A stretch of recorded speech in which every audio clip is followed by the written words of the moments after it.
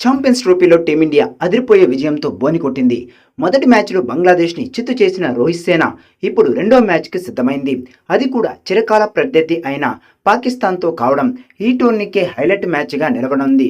ఈ నెల 23న ఆదివారం దుబాయ్లోని ఇంటర్నేషనల్ క్రికెట్ స్టేడియంలో ఈ మ్యాచ్ జరగనుంది. మధ్యాహ్నం 2 గంటల 30 నిమిషాలకు ఈ మ్యాచ్ స్టార్ట్ కానుంది. ఈ మ్యాచ్లో గెలిస్తే టీమిండియా సెమీఫైనల్కి వెళ్లడం దాదాపుగా ఖాయం. దాంతో ఈ మ్యాచ్ టీమిండియాకు చాలా కీలకంగా మారింది. అలాగే పాకిస్తాన్కి కూడా ఈ మ్యాచ్ డూ ఆర్ డై లాంటిది. న్యూజిలాండ్ చేతిలో ఘోర ఓటమి పొందిన పాకిస్తాన్ టోర్నీలో నిలవాలి అంటే ఈ మ్యాచ్లో తప్పకుండా గెలవాలి. కాబట్టి ఈ మ్యాచ్ హోరాహోరీగా సాగే అవకాశం కనిపిస్తోంది. కానీ ఐసీసీ మెగా టోర్నీలలో పాకిస్తాన్ కంటే టీమిండియాదే పైచేయి.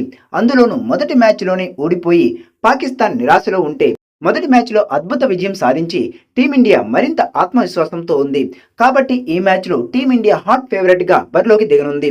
ఇక ఈ మ్యాచ్కు టీమిండియా కొన్ని మార్పులు చేసే అవకాశం కనిపిస్తోంది.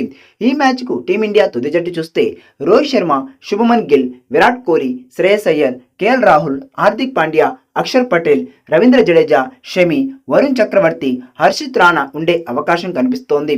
ఇక మొదటి మ్యాచ్లో నిరాశపరిచిన కుల్దీప్ యాదవ్ ప్లేస్లో వరుణ్ చక్రవర్తి వచ్చే అవకాశం కనిపిస్తోంది.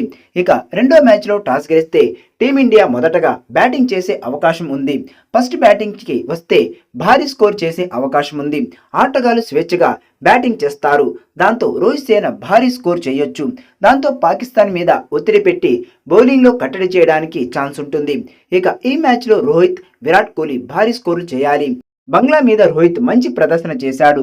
త్రుటిలో హాఫ్ సెంచరీ మిస్ చేసుకున్నాడు. కానీ పాకిస్తాన్ మీద పెద్ద స్కోర్ చేయడం టీమిండియాకు భారీ స్కోర్ రావడం ఖాయం. ఇక బంగ్లాదేశ్ మ్యాచ్లో కోహ్లీ విఫలమయ్యాడు. తక్కువ స్కోర్కి అవుట్ అయ్యి నిరాశపరిచాడు. కాబట్టి పాకిస్తాన్ మీద అయినా భారీ స్కోర్తో ఫామ్లోకి రావాలి. అలాగే శ్రేయస్ అయ్యర్ కూడా మొదటి మ్యాచ్లో విఫలమయ్యాడు.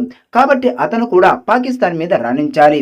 ఇక vice captain Shubman Gill super ఫామ్లో ఉన్నాడు. వరుస సెంచరీలతో అదరగొడుతున్నాడు. బంగ్లా మీద మొదటి మ్యాచ్లోనే సెంచరీ చేసి టీమిండియాను గెలిపించాడు. ఇప్పుడు పాకిస్తాన్ మీద కూడా భారీ స్కోర్ చేయాలి.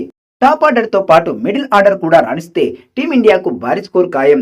ఇక బౌలింగ్లో కూడా టీమిండియా పటిష్టంగా కనిపిస్తోంది. సీనియర్ స్టార్ షమి మొదటి మ్యాచ్లోనే 5 వికెట్లు తీసి సూపర్ ఫామ్లోకి వచ్చాడు.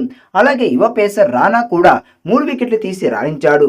వీళ్లకు తోడు అక్షర్ పటేల్, జడేజా, పాండ్యా, వరుణ్ చక్రవర్తి రాణిస్తే పాకిస్తాన్కి కష్టాలు తప్పవు. ఇక ఆల్రౌండర్ ప్రదర్శన చేస్తే టీమిండియా తప్పక విజయం సాధించే అవకాశం ఉంది. మరి రెండో మ్యాచ్లో పాకిస్తాన్ మీద టీమిండియా అద్భుత విజయం సాధించాలని కోరుకుందాం.